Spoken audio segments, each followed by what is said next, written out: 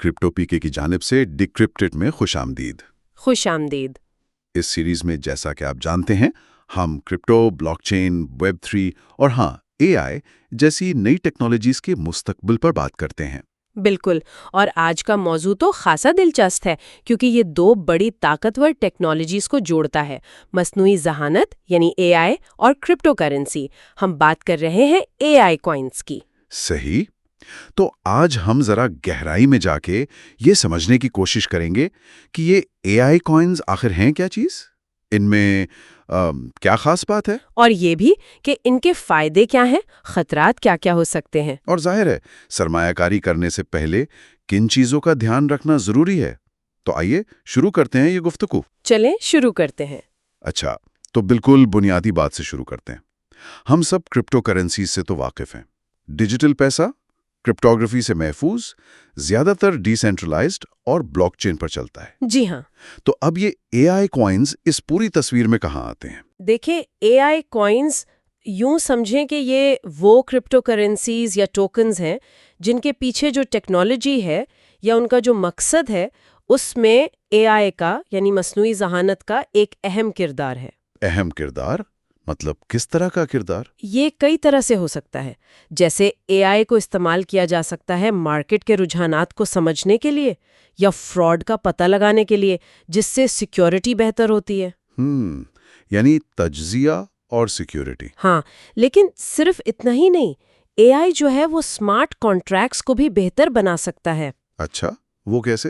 وہ انہیں زیادہ آپ کہہ لیں ذہین بنا سکتا ہے، مطلب پیچیدہ شرائط کو خود بخود سمجھنا، ان پر عمل کرنا، غلطی کا امکان کم کرنا۔ واہ! کچھ پروجیکٹس تو وہ مائننگ کے عمل کو بہتر بنانے کے لیے بھی اے آئی استعمال کر رہے ہیں تاکہ بجلی کم خرچ ہو۔ توانائی کی بچت، یہ تو اہم ہے۔ بالکل، اور ایک اور بہت دلچسپ چیز ہے غیر مرکزی اے آئی مارکیٹ پلیسز۔ یہ کیا ہے؟ یہ ایسے پلیٹ فارمز ہیں جہاں بلاک چین کے ذریعے لوگ اے آئی کی خدمات یا ماڈلز خرید اور بیچ سکتے ہیں، تو اے آئی تک رسائی آسان ہو جاتی ہے۔ یہ تو واقعی ایک بڑی تبدیلی لگ رہی ہے۔ اگر یہ سب کامیاب ہوتا ہے تو عملی طور پر کیا فرق پڑے گا؟ امکانات تو بہت ہیں۔ ہم زیادہ محفوظ، زیادہ تیز بلاک چین نیٹ ورکس دیکھ سکتے ہیں، اور صارفین کے لیے؟ صارفین کے لیے زیادہ ذاتی نوعیت کے تجربات یعنی پرسنلائزڈ ایکسپیرینسز، اور جیسا میں نے کہا اے آئی تک رسائی شاید زیادہ عام ہو جائے، صرف بڑی کمپنیوں تک محدود نہ رہے۔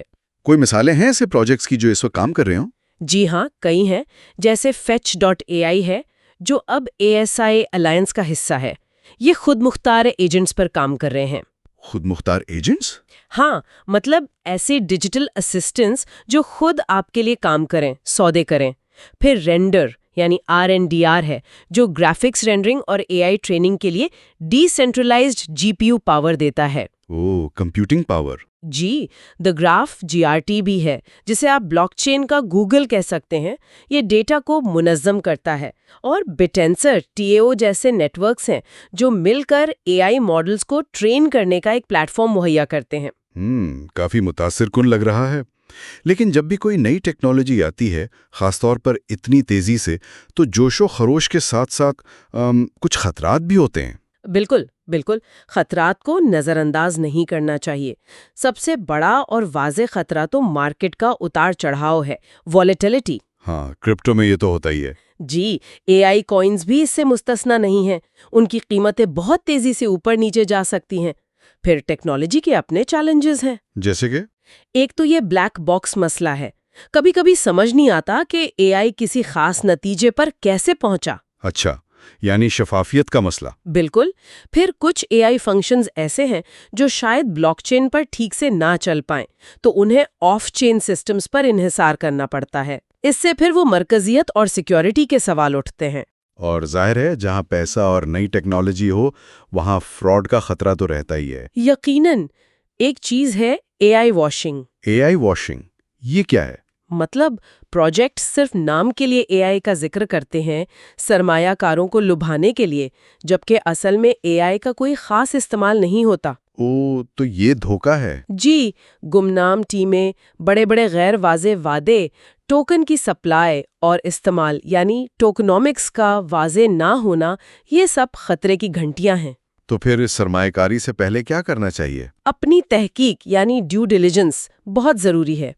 پروجیکٹ کی ٹیم کو دیکھیں، ان کا تجربہ کیا ہے، وائٹ پیپر پڑھیں، کیا اس میں اے آئی کے استعمال کی تفصیل ہے، کیا ٹوکن کا واقعی کو مقصد ہے یا صرف ہوا میں بات ہے۔ یہ تو ہو گئے تکنیکی اور مالیاتی پہلو، لیکن ایک اور اہم سوال، خاص طور پر ہمارے بہت سے سامعین کے لیے، وہ ہے شرعی پہلو۔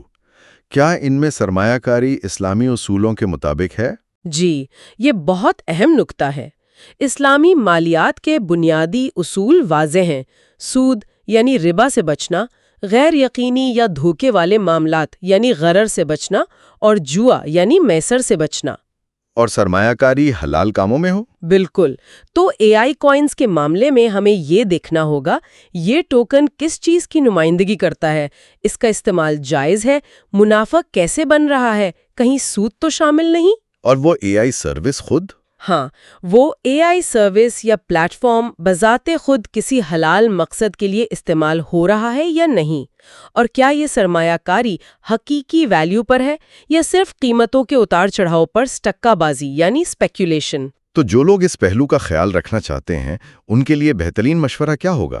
سب سے بہتر یہی ہے کہ مستند اسلامی اسکالرز یا ایسے مالیاتی مشیروں سے رابطہ کریں جو کرپٹو اور بلاک چین کو سمجھتے ہوں۔ ہر پروجیکٹ کا الگ جائزہ ضروری ہے؟ جی ہاں، بالکل۔ ہر پروجیکٹ مختلف ہو سکتا ہے۔ سنی سنائی باتوں پر یقین نہ کریں، خود تحقیق کریں اور ماہرین سے پوچھیں۔ ٹھیک ہے، تو اگر ہم آج کی بات چیت کو سمیٹیں، اے آئی کوائنز میں کوئی شک نہیں کہ اے آئی اور بلاک چین کا ایک طاقتور امتزاج نظر آتا ہے۔ جی، امکانات بہت ہیں، جدت ترازی کی گنجائش ہے۔ لیکن ساتھ ہی مارکیٹ کے، ٹیکنالوجی کے اور دھوکہ دہی کے حقیقی خطرات بھی موجود ہیں، تو احتیاط اور گہری تحقیق لازمی ہے۔ اور ان لوگوں کے لیے جن کے لیے اپنے عقیدے کے اصول اہم ہیں، شرعی پہلو پر غور کرنا اور مستند رہنمائی حاصل کرنا بھی اتنا ہی ضروری ہے۔ بالکل۔ تو ڈی کرپٹڈ میں آج کے لیے بس اتنا ہی۔